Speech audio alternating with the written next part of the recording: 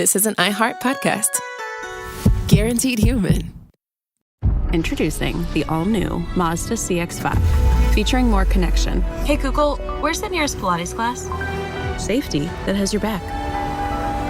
More discovery on the scenic routes. More passion in the details. And more control in changing weather.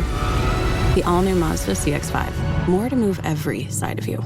See it in 5 films at MazdaUSA.com/5sides. Google is a trademark of Google LLC. Sequences shortened and simulated. In Orlando, meetings reach another level thanks to a growing list of award-winning restaurants, a world-class convention center, a great hotel community, easy access through the airport, and of course, the weather. Andrew Moyes, VP of Fan Expo HQ, had this to say about Orlando. Luxury hotels, Michelin restaurants, easy access through the airport, all those key things feed into the proper executive experience. And while you may know Orlando for its attractions, industries like healthcare, aerospace, and advanced manufacturing make it a hub for cutting-edge businesses. And that's what makes Orlando unbelievably real. Learn more at orlandoforbusiness.com. Hey, everybody. This is Chuck here on a Saturday. It's beautiful. It's sunny.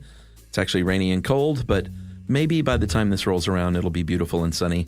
But I know on February 16th, 2016, it was not beautiful and sunny because we released an episode that has gone down in Stuff You Should Know history as, from our point of view, quite possibly the most boring, worst one. So I thought I would pick this one and re-release it into the world and just see if it's as bad as I thought it was. This is our very, very infamous episode on jackhammers. Yes, we did an entire episode on jackhammers, and here it is right now. Welcome to Stuff You Should Know, a production of iHeartRadio's How Stuff Works.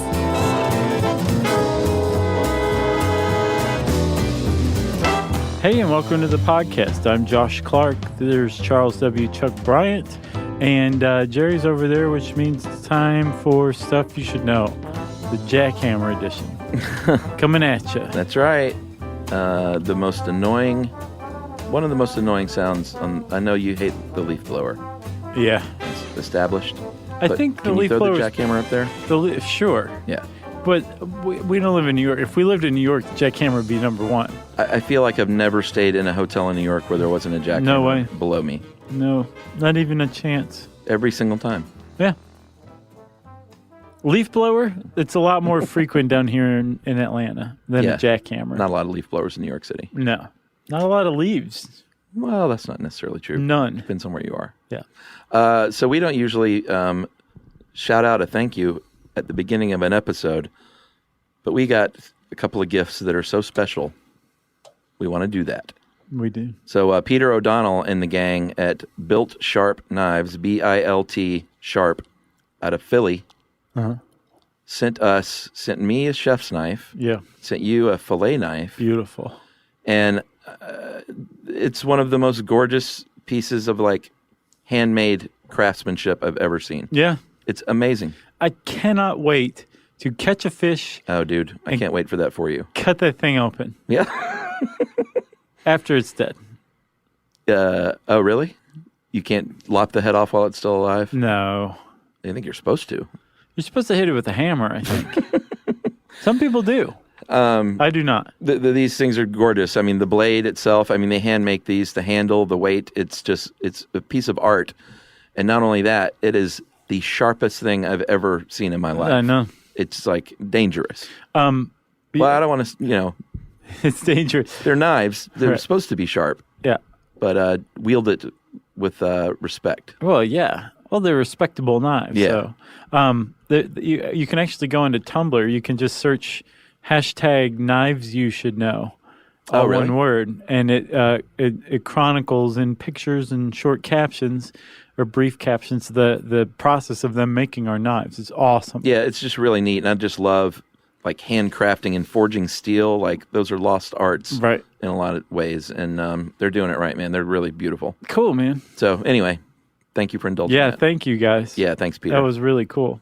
So jackhammers. Yeah, jackhammers. If they were as sharp as Built Sharp knives, they'd be onto something. I don't know if it would work quite the same. Probably not. So, yes, it's true. We are actually talking about jackhammers. And, yes, it's true that jackhammers are about what you think they are, but they're also kind of interesting when you start to look into them, right? Oh, yeah? Well, yeah, so think about it. I didn't realize this. This article points it out. A jackhammer is a hammer and a chisel, That's right. but it's a hardcore hammer and chisel. Yeah. And it takes out of the equation largely the human whose back and shoulder muscles have to be involved in every single strike of that hammer and chisel. You're talking John Henry and the sledgehammer. Yes, exactly. Yeah. Because prior to the advent of the jackhammer, about the 1840s, 1850s, by the turn of the last century, we had jackhammers kind of down pat. It was sledgehammers and pickaxes to remove rock. It was a real deal. That was like, it killed people. It literally could kill you with that kind of work. Yeah, I mean, mining is still a very dangerous job, but pre-industrial revolution mining was no fun, dangerous, deadly, and even if you didn't die, it's just brutal back-breaking work, breaking work, slinging a sledgehammer. Yeah. You ever slung a sledge? Sure. It's the worst. It's hard work. You ever used a jackhammer? No, I haven't. It's awful. Well, that's the thing. It's better than the sledgehammer. Yeah. Well, in some ways, but it's brutally difficult. It is. It is probably one of the most brutal tools you can use on any kind of site. Yeah. And for any kind of project, there aren't that many tools out there that are going to take as much out of you as the jackhammer. It's tough on your body. Yeah, because they weigh about 100 pounds, like a normal heavy-duty jackhammer weighs about 100 pounds. You have to hold it in place upright because you don't want it jumping around, although it's probably not going to anyway. It's designed not to jump around. Right. But you still have to... you want to kind of keep it in a fairly confined area, which means you're using your muscles to steady it while it's going up and down at a very, very fast rate. Some of those things impact with the ground 1,000 to 4,500 times a minute. Yeah. Yeah, it's tough. It's the only tool, that and the hardwood floor skimmer. You know, like the orbital floor cleaner? Sure. You can use that on, like, put a sanding pad on a hardwood floor. And that thing and the sledgehammer are the only time I've ever used tools that I felt like were controlling me and not me not controlling the tool. I gotcha. Until you get it. Once you get it, it's a little better. But at first, when you first start to use it, you can rent a jackhammer, you know? Yeah. I mean, if you want to bust up your driveway, you can go do it yourself if you're a fool. Make sure that you don't need the driveway anymore before you do that. Yeah. But once you get the hang of it, you kind of can wield it a little bit. But it's tough. I mean, it feels like I have no power or control over this thing. Right. I can imagine. You know. So it is a very difficult tool. But again, the alternative is early death. And the other alternative, which is to call someone to do it for you, is the best option of the three.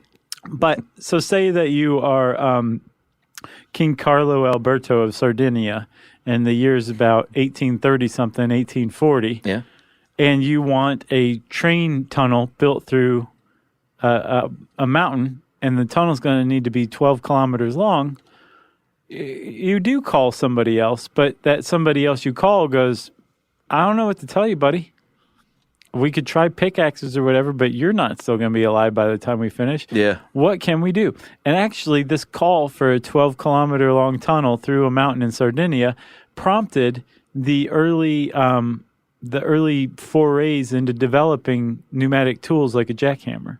Yeah, in 1848, a guy named Jonathan Couch built a what he called a percussion drill, and this had a bit that it went through the piston of a steam engine, so it was piston driven. Right.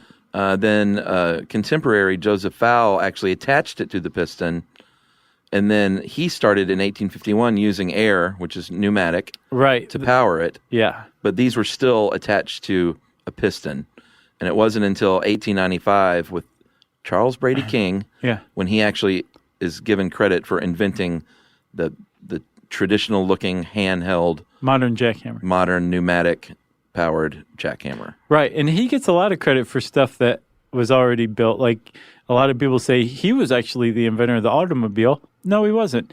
Oh, well, he was the inventor of the gasoline powered automobile. No, he wasn't. He was the first guy in Detroit to build and drive one around. Yeah. And he did end up inspiring and mentoring Ransom Olds and Henry Ford and some other early car manufacturers. Yeah. And is almost single-handedly responsible for making Detroit Motor City. Yeah. This guy. But he also... Paul Stanley. Right. And what's wrong with Ace Frehley? I like that guy's stuff. What do you mean? Didn't he get kicked out of KISS? Oh, I think he was sort of not invited back. Yeah. I think it's a money move. They don't have to pay the nameless other guitar player nearly as much. Still, he was the founder of the band, right? Yeah. How do you get kicked out like that for money? I think Paul Stanley and Gene Simmons probably own KISS Incorporated. I know. Anyway, Disc. Charles Brady King, he put Detroit on the map as far as auto manufacturing goes, and he did do a lot of refining of pneumatic tools, including the jackhammer, and he does hold the patent, or he did hold the patent for it. Yeah, and he invented a lot of stuff. He was a sharp guy. And the pneumatic, the fact that it's pneumatic, which means air-powered, compressed air-powered, is the reason why most jackhammers today are still compressed air powered. It's because of the mining application of it. Yeah.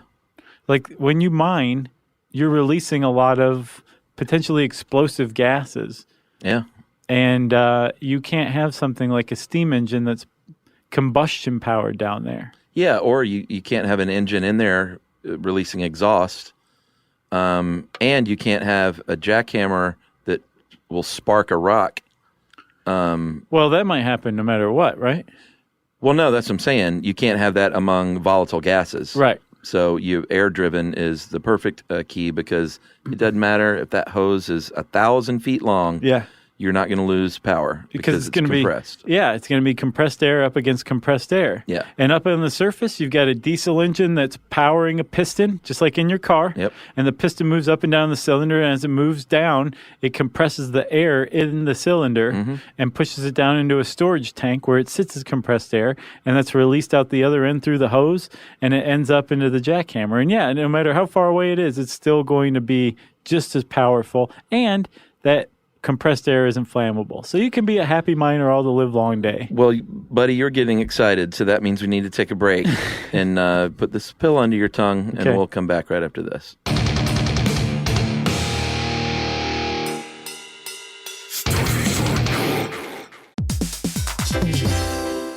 If you own a home, you already know stuff breaks. It's not if, it's when. And somehow it's always like the AC in July. Or the fridge right after you go to the grocery store. That's why you always hear people say they don't make appliances like they used to, because it's kind of true. That's right. Good thing there's American Home Shield. With an AHS home warranty, they can help fix major home systems and appliance breakdowns like your AC, plumbing, or fridge. And if they can't repair your covered item, they'll replace it, no matter how old it is. And that's huge, because fixing an AC can cost a lot. Like, hey kids, our vacation is canceled a lot. Plus, as a benefit to select plans, you can get real-time video help from live repair experts to troubleshoot home hassles at no extra cost. Listen, everybody, home ownership is already stressful enough. No need to upset your wallet. So check out American Home Shield now and get 20% off any plan at ahs.com/SYSK and see promo details. See ahs.com/contracts for coverage details, including service fees, limitations, and exclusions. American Home Shield. Don't worry, be warranty.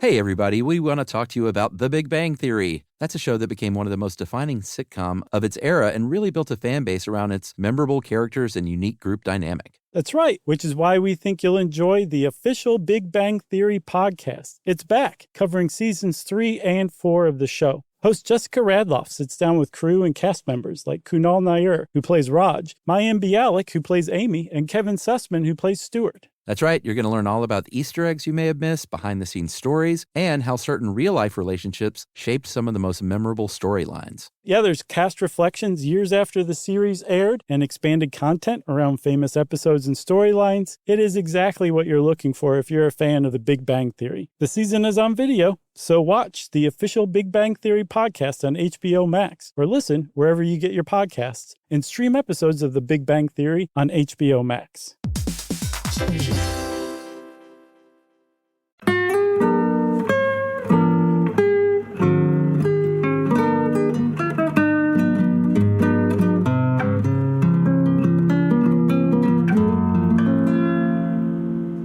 How you feeling now? Relaxed. Good. I love the title of this next section, Air-Powered Destruction. Yeah. You can get an electric jackhammer if you've ever gone to a hardware store. They have these kind of smaller handheld jackhammers that you can take up like your bathroom floor tile pretty well with it. Right. Plug it into the wall. Has a little chisel bit on the end of it.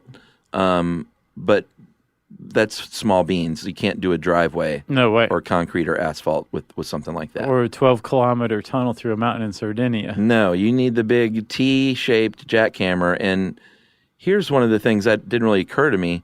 One of the reasons it works so well is because it's so heavy.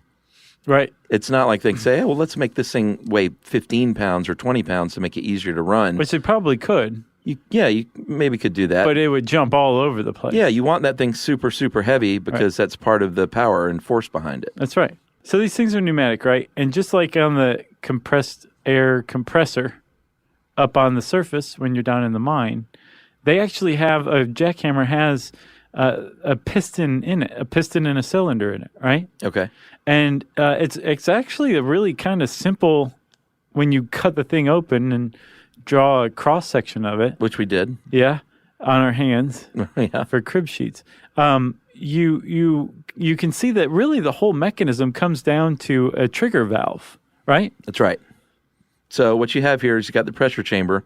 The compressed air enters that chamber. Yep. Activates the trigger valve, and it just, because of the compressed air, opens and shuts really fast. Right, and so the trigger valve moves the air either above the piston, or when it closes, the air goes down below the piston. Which means chisel goes up, chisel goes down. Right, because the piston is striking the top of that chisel bit, driving it downward when the compressed air comes in and pushes the piston down. And then when the valve closes and the air goes underneath the piston, there's also a spring in there that brings the drill bit back up.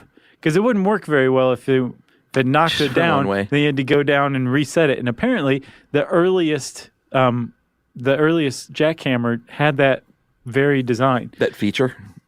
That was it. Like, it'd go bam, and then you'd have to, like, reset it. Bam! And then reset it, and they were like, this isn't going to work. Yeah, that's sort of like the pneumatic cattle punch that what's-his-face used in No Country for Old Men. Yeah. One way. It's exactly like that.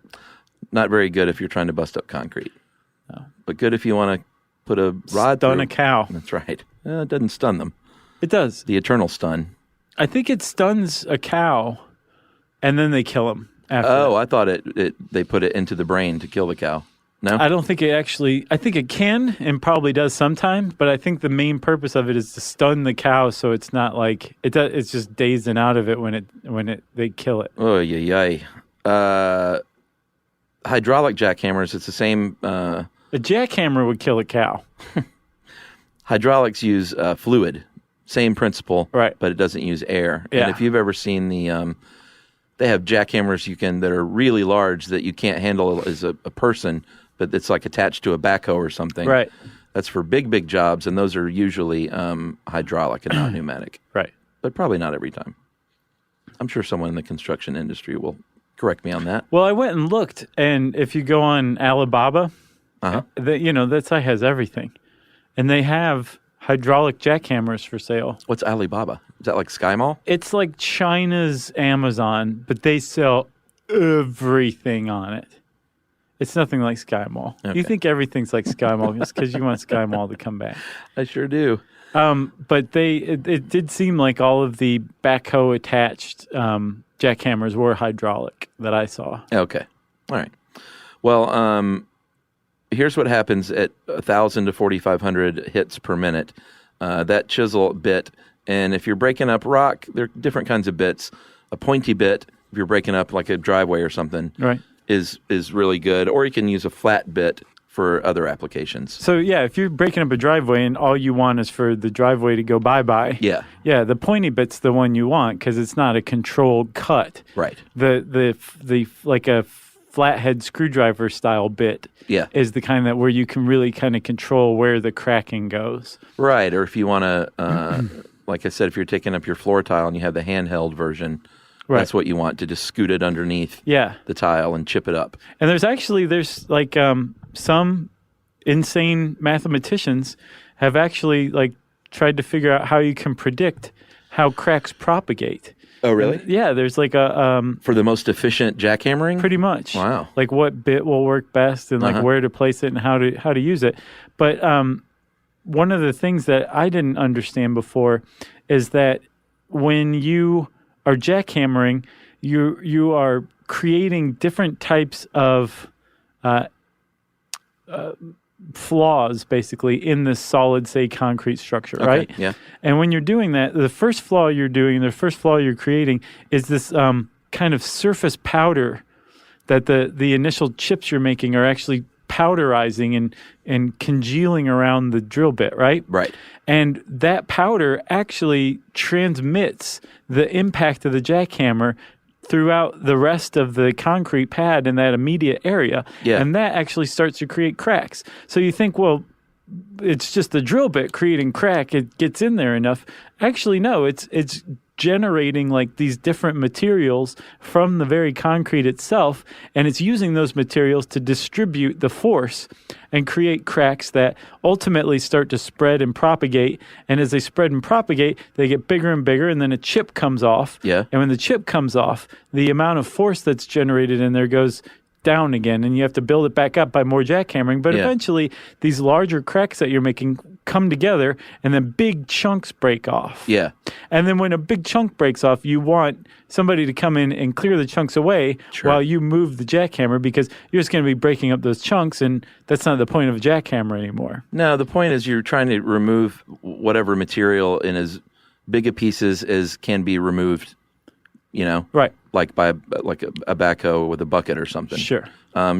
Obviously, it can't be too big because you might have to break up into smaller bits. Right, exactly. But you don't want 3 million little tiny rocks at the end of it. Right, you're not breaking it into gravel. No. They have machines that do that. Right. Some of these things actually, when you create a crater, that's good, but you don't want your crater full of junk. So some of them actually have air or water that blasts the stuff clear as you're going, which is pretty neat too. Yeah, which is it's a big that's an issue, because the stuff that dust that accumulates, that forms what's called the crush zone, that powder that distributes the force throughout, is actually can be a health hazard. And there's actually a lot of health hazards with jackhammers, and we'll talk about them right after this.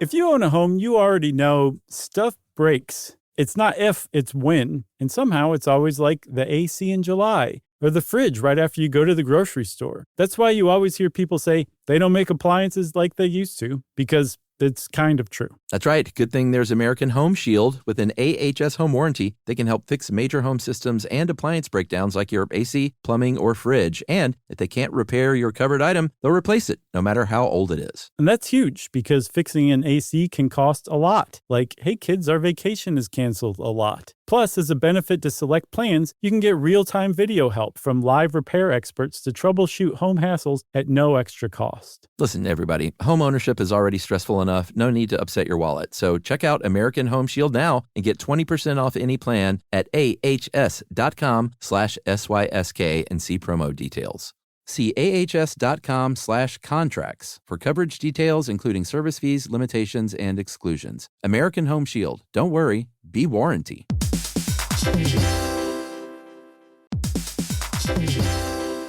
Hey everybody, we want to talk to you about The Big Bang Theory. That's a show that became one of the most defining sitcom of its era and really built a fan base around its memorable characters and unique group dynamic. That's right, which is why we think you'll enjoy the official Big Bang Theory podcast. It's back, covering seasons 3 and 4 of the show. Host Jessica Radloff sits down with crew and cast members like Kunal Nair, who plays Raj, Mayim Bialik, who plays Amy, and Kevin Sussman, who plays Stuart. That's right. You're going to learn all about the Easter eggs you may have missed, behind-the-scenes stories, and how certain real-life relationships shaped some of the most memorable storylines. Yeah, there's cast reflections years after the series aired and expanded content around famous episodes and storylines. It is exactly what you're looking for if you're a fan of The Big Bang Theory. The season is on video, so watch the official Big Bang Theory podcast on HBO Max, or listen wherever you get your podcasts, and stream episodes of The Big Bang Theory on HBO Max.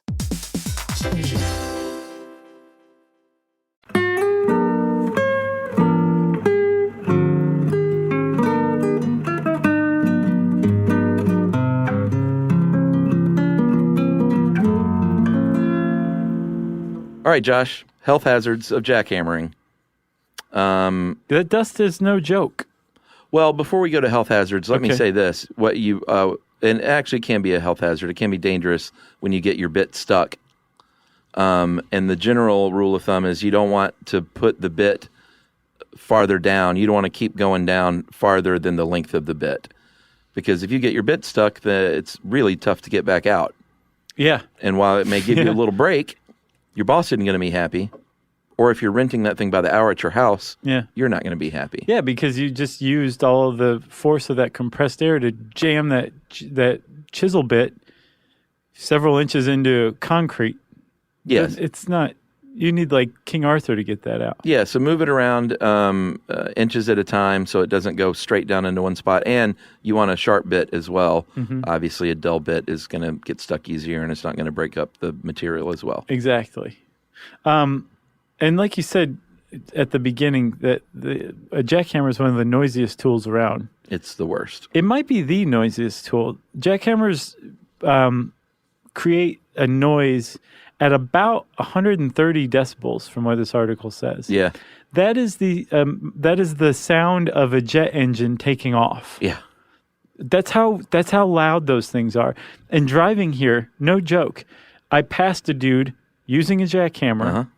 And he wasn't wearing ear protection. You know, I was just about to say is I bet you've never seen a jackhammer operator not use ear protection. I never have until today. That's nuts. Isn't that a weird coincidence, though? It is totally weird and, like, just dumb. He's like, screw it, I got health insurance. Construction headphones are a must. Yeah. And because we were talking about how much it wears you out, if you're on a road crew, you're probably going to be rotating out jackhammer duty. Yeah. It's not like, Chuck, you're on the jackhammer for 10 hours today. For the rest of your life. Yeah. Yeah, and it's a real thing. Like, people who use jackhammers as their profession, they do face a lot of problems. That dust is, I already mentioned that, but no good for concrete has a silica in it that's been proven to cause lung cancer. Yeah. And so a lot of these jackhammers will have a water sprayer at the end of them that just constantly is introducing water that keeps the dust on the ground in like a puddle.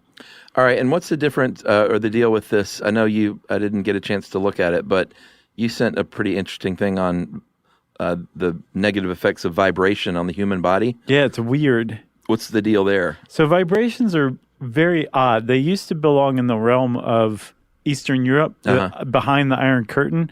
They did a lot of research in the effects of vibration on the body. Right. And it does everything from cause insomnia to digestive issues to motion sickness. And this is bad vibration. I mean, there's also like good vibration. There's right? also good vibration. Yeah, just ask. There's vibrations that vibrate at a certain frequency, a certain hertz, and I don't remember what it is, but it's like a low frequency vibration, and there's something called whole body vibration, which apparently GM is dealing with a problem right now. They have like their largest, I guess maybe they're Tahoe or something, but their large SUVs, they had to really strengthen the cage so that if it rolled over, it wouldn't crush the bottom of the truck, wouldn't crush the roof. Yeah. But the thing is so rigid that when it goes at like highway speeds, it vibrates at this frequency that's perfect and is giving the drivers motion sickness. Oh, really? So yeah, there's all this weird stuff that happens from vibrations and exposure to vibrations. Wow. And so that's whole body. There's also hand-arm vibration. And there's something called Raynaud's phenomenon. And it's basically like your hands being exposed to vibrations for that many hours out of a day. And this can happen too if you're working with like a gas-powered weed whacker all the time or something. But especially a jackhammer operator is going to run into this. The circulation gets basically cut off from all the exposure to vibration in your fingers, and it can get so bad, especially when it's cold out, that they just turn white. It's called blanching. Wow. They lose sensation if you're lucky. If you're not lucky, there's a tremendous amount of pain in them. You can't grip things. And if you're a jackhammer operator, that's a big problem because you need to be able to grip the jackhammer. Yeah, and I mean, weird psychological issues brought on from like fatigue and that constant noise, headaches, and the insomnia that can all lead to, you kind of losing it a little bit. Yeah. I never really thought about that. All of it put together is called vibration sickness, and we're only now just starting to like really understand it. Shrapnel is also a danger, of course. And these are, if you're on a construction site, all this stuff. But since you can go out and rent a full-fledged jackhammer because you want to take out your driveway this weekend, right? I think a lot of people go into it lightly, like, oh, I've seen those things on the road. I can do that. Sure. Be careful. Like, don't do it in flip-flops or tennis shoes. Oh, man. Get your big, heavy hobnail boot. Right. As the great Larry Munson said, put those on, get your ear protection, wear eye protection, wear long pants, and, don't be a dummy. Right. It all seems like basic safety issues, but I bet you there's been a dude with short pants and a flip-flops that tried to jackhammer something. Jackhammered right through his foot. It'll happen. Oh, the also important thing, too, if you're doing this at home and you don't like your sidewalk that leads to your house, get the electrical and gas companies out there. And I don't even think they charge for it, or they might. But they'll come out there with a little spray can, and they will show you and draw paint on the ground where your gas lines and your power lines are. Yeah, because you do not want to jackhammer into either of those. No. Not fun. Be careful. Don't be a dummy. Well, that's our PSA, huh? Yeah. Jackhammers, the most interesting tool on the planet. Oh, I actually got one more thing, believe it or not. What? In 2000, because these things are so loud, Yeah. The Department of Energy's Brookhaven National Laboratory released a helium jackhammer called the Raptor. The Raptor. And it had, some of these things come with rubber boots to try and soften the noise. Yeah. But I don't think they do a great job. Right. This thing actually lessened the noise to 87 decibels. That's like nothing. Nothing. That's like how loud I'm talking right now. But apparently it never caught on. Then in 2011, another equipment maker had an electric model that said it's faster than pneumatic and is only 100 decibels. And they have sold a few, but apparently breaking into the construction industry with a new type of tool is super hard to do. I think in New York especially, they were very resistant. The unions were like, really? That won't work. We're not using those. That seems like where they should do it because I looked it up. Apparently 62% of noise complaints from 2014 to 2015 in New York City were jackhammers. Yeah. That's almost 34,000 complaints in a year for jackhammering in New York. And supposedly you're not supposed to do it after 6 or before 7 a.m., but they allow it in certain cases, and I feel like that is all the cases. Is Chuck in a hotel nearby? Well, then do it. Start at 5. That's all I got. If you want to know more about jackhammers, you can type that one word into the search bar at howstuffworks.com. And since I said jackhammer, it's time for listener mail. I'm going to call this Cool Program for Kids in Austin, Texas. Oh, yeah. Hope you guys are doing well. I've been listening to the show for some time. I'd like to thank you for giving me the edge on many debates and discussions. I live in Austin, Texas, and I'm writing today to let you know about a program I recently started working for that I think you'll appreciate. It's called Totally Cool, Totally Art, TCTA. It is a free after-school program designed to reach out to youth and give them some exposure to the arts. The class I teach is called The Art of Machines, and we build various contraptions. We have sent you an example project, which we call Bugs, that the students build in our class. Did we get this? We haven't gotten it yet, I don't think. All right, I don't think I've seen this, Brian. So you sent it a while ago.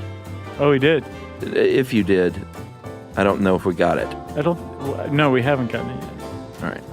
So if it's recent, Brian, then it's on the way. If not, then send it again. That was one of a kind. See what you think about it. That was the prototype. I hope not. He said, my dogs go crazy for these things. This is the actual 20th anniversary of the program.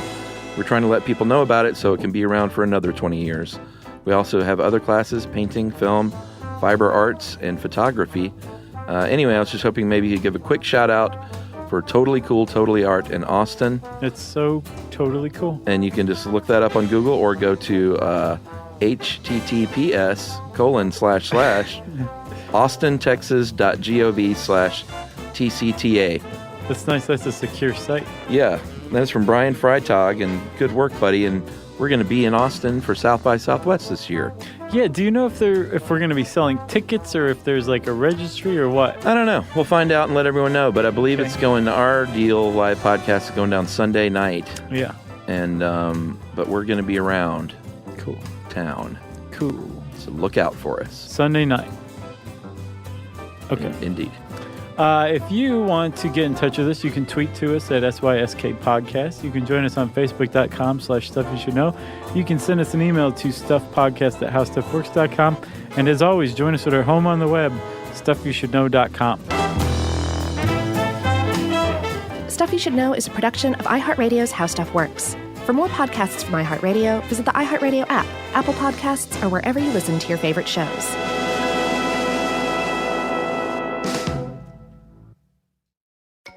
Can I have Lingo Kids? Dad, Lingo Kids, please! When did we become the Lingo Kids house? No idea. Last week it was dinosaurs. This week it's... Lingo Kids! Why Lingo Kids? Because it's the best thing ever. We can play games with astronauts, wild animals, and superheroes. With more than 4,000 interactive games, songs, and shows, Lingo Kids is the #1 entertainment platform for young kids. So, no dinosaurs? And dinosaurs! Lingo Kids! Everything kids love. Download it for free. You know, you could be adored by everyone and still completely ignored by your cat. Trust me, I know. But if you feed your cat Sheba, you can go from being ignored to truly adored in 12 days guaranteed or your money back. Sheba has a full menu of products, appetizers, entrees, treats, even a kitten's menu. It's so cute. So Sheba has a product for even the pickiest eater. Like Sheba Puree, it's made with bone broth, they're chef-inspired flavors, it's got a smooth and creamy texture that cats love, and contains no corn, wheat, soy, or artificial flavors. It's food that your cat's gonna love. To learn more, check out Sheba.com. That's SHEBA.com. This is an iHeart podcast. Guaranteed human.